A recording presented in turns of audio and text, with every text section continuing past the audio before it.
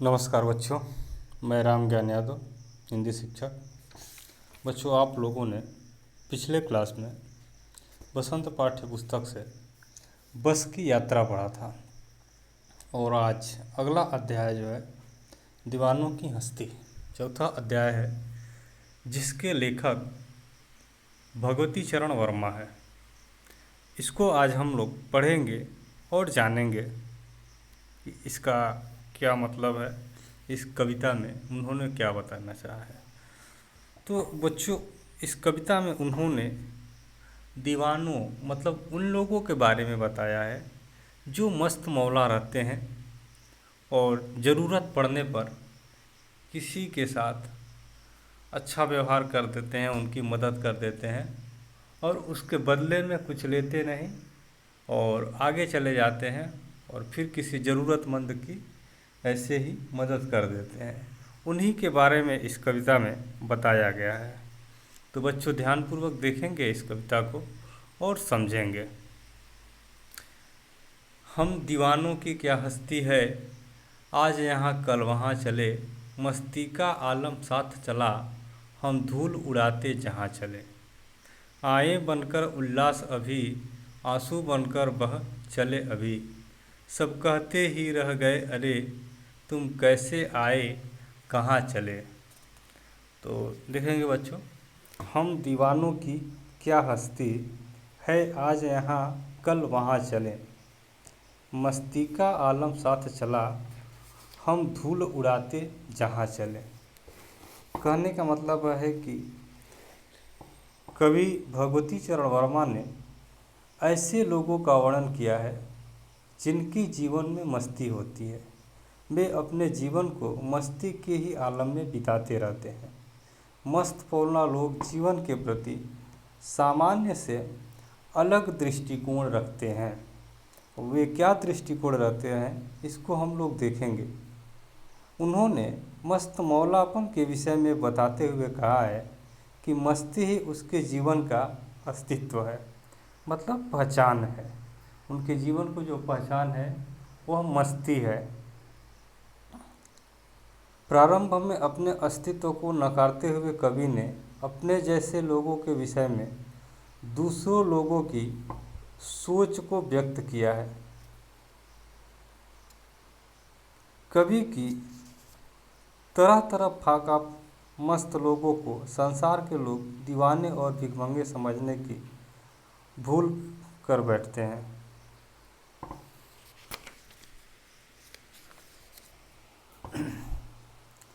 तो इन सारी चीज़ों को ध्यान में रखते हुए हम लोग देखेंगे।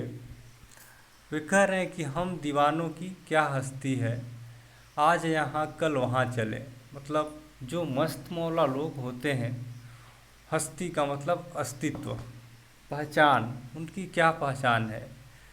उनकी कोई पहचान नहीं है कि वे एक जगह रह कर के अपनी पहचान बनाएं। आज यहाँ कल वहाँ चले, आज यहाँ रहेंगे कल वहाँ चले जाएंगे और इस तरह से उनकी कोई अस्तित्व नहीं रहेगी, अस्थाई अस्तित्व नहीं रहेगी। जो किसी के साथ अच्छाई कर देंगे उसको लोग याद करते रहेंगे, लेकिन ऐसा हो कि दोबारा उनसे मिले ऐसा कोई क्लियर नहीं है। इस क्योंकि आज यहाँ कल वहाँ चले, मस्ती का आलम साथ चला, हम धूल उड़ाते जहाँ चले। अब कह रहे हैं कि हम जहाँ भी जाते हैं इसी तरह से मस्ती का आलम साथ लेकर चलते हैं। कहने का मतलब कि जिस तरह से वो खुशी में रहता है, वहाँ जहाँ भी जाते हैं मस्त मौले लोग वहाँ पर खुशियाँ बिखेर देते हैं और वहाँ के सारे दुख को दूर कर देते हैं। कहने का तात्पर्य यह है, मस्ती का आलम साथ चला, हम धूल उड़ाते जहाँ चले। वे जहाँ भी पहुँच जाते हैं वहाँ का सभी दुख को दूर कर देते हैं और सबका सुख दुख बांट करके खुशियाँ ला देते हैं। आए बनकर उल्लास अभी, आंसू बनकर बह चले अभी। उल्लास का मतलब होता है खुशी, प्रसन्नता। कह रहे हैं कि आए बनकर उल्लास अभी, आंसू बनकर बह चले अभी। कह रहे हैं कि भले ही हम खुशी पूर्वक कहीं से आए थे, लेकिन दूसरों का दुख ले करके हम यहाँ से चल देते हैं। खुशी खुशी आते हैं, दुखी लोगों का दुख लेकर के और अपने साथ चल देते हैं।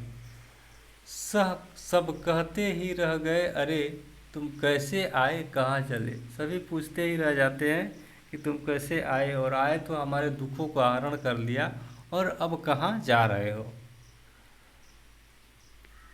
किस ओर चले यह मत पूछो, चलना है बस इसलिए चले।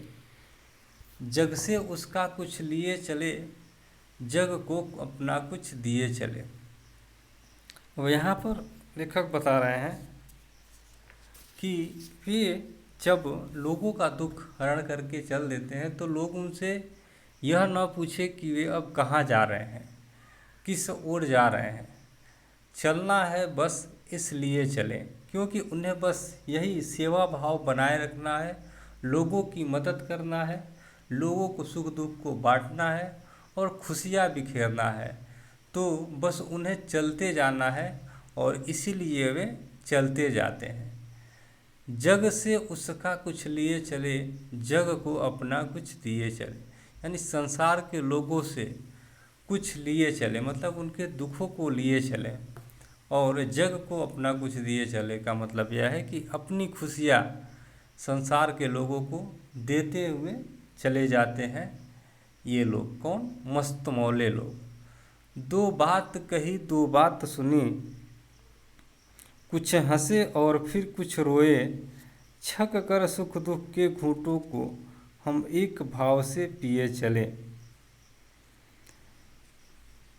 यहाँ पर वे बता रहे हैं कि वे अपने त्याग की किस तरह से बता रहे हैं कि दो बात कही दो बात सुनी, लोगों के बीच में रह करके उनके सुख दुख को बांट करके उनसे दो बात अपनी बातों को बताया, उनकी दो बातों को सुना, कुछ हंसे और फिर कुछ रोए, उनके साथ बैठ करके कुछ रो लिए कुछ हंस लिए, सुख दुख को बांट लिए।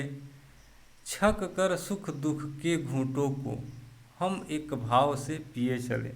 और छक कर का मतलब जी भर कर, सुख दुख के घूंट पीना का मतलब होता है सुख तथा दुख की अनुभव करना।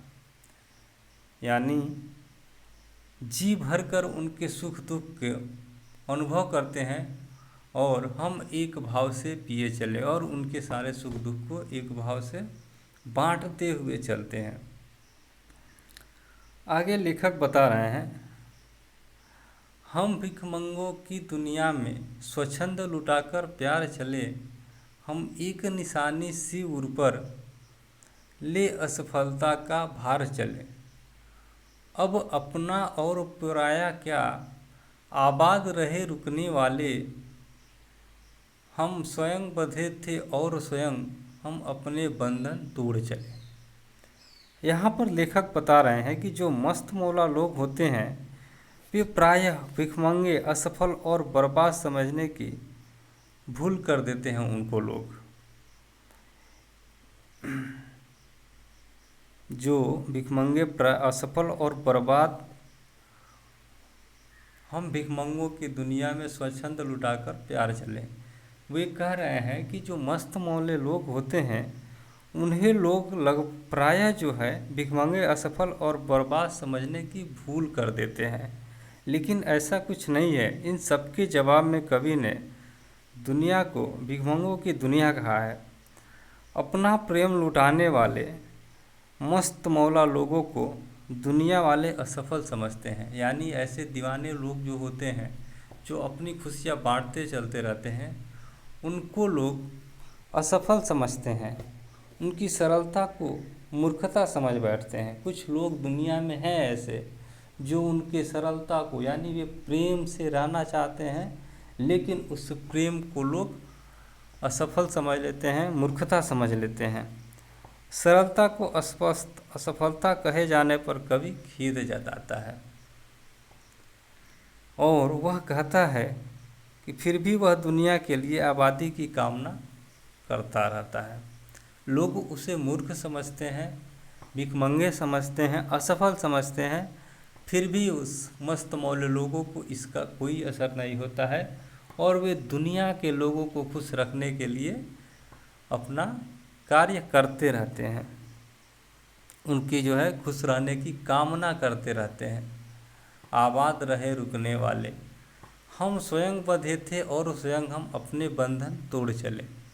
यहाँ पर लेखक कह रहे हैं कि मस्त मौला लोग किसी दूसरे के बंधन में नहीं होते हैं, वे स्वयं के बंधन में बंधे होते हैं और स्वयं जब चाहे बंधनों को तोड़कर वे चले जाते हैं, क्योंकि वे बंधन उनके खुद के बनाए होते हैं। उस पर किसी का रोक नहीं रहता है कि जो दूसरा कोई कहेगा वही करेंगे। मस्त मौले लोग जो होते हैं अपने ही मन की बात, अपने ही दिल की बात करते हैं। इसलिए वे कह रहे हैं कि जिस बंधन में वे बंधे हैं, लोगों की सेवा करने के जिस बंधन में वे लोग बंधे हैं, वे स्वयं ही बंधे हुए हैं। इसके लिए कोई बाधा नहीं है इस बंधन में कि आप जाइए और लोगों की सेवा कीजिए। हम अपने बंधन तोड़ चले और इसलिए जो है वे अपने ही स्वयं ही अपने बंधनों को तोड़कर चले जाते हैं एक जगह से दूसरे जगह, क्योंकि वे बंधन उनके खुद के बनाए होते हैं। कवि कहता है कि मस्त जीवन जीने वाले दीवाने सफलता असफलता और अपना पराया इन सभी में भेद नहीं करते हैं। उन्हें बस जन सेवा, लोगों को सुख दुख को बांटना रहता है और लोगों का सुख दुख बांट करके उनमें खुशियाँ ला करके और आगे वो चले जाना रहता है। तो बच्चों, यह थी आप लोगों की कविता जो भगवती चरण वर्मा के द्वारा लिखा गया था, दीवानों की हस्ती, जिसको हम लोगों ने देखा समझा। इसको ध्यानपूर्वक आप लोग पढ़ेंगे, समझेंगे और फिर आगे जो है इसका प्रश्न उत्तर और शब्दार्थ भेज दिया जाएगा। धन्यवाद बच्चों।